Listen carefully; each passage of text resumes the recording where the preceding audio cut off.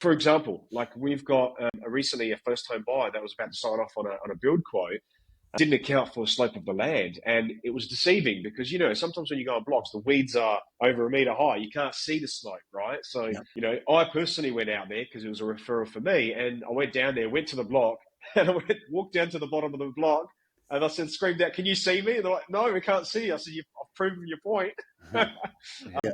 And with a small few changes to her design by dropping the back living area and so on and so forth, we had to change builders. They were looking at the wrong builder to begin with. So we said, okay, well, this builder's not going to fulfill this. And that's a credit for us, but also helpful for the builder because they're not going to be dealt with a car that's not really the car that they want.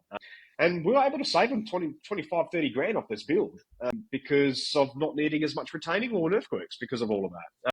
And that's the ideal outcome that really makes a difference. And I think that's why a building advocate is really matters.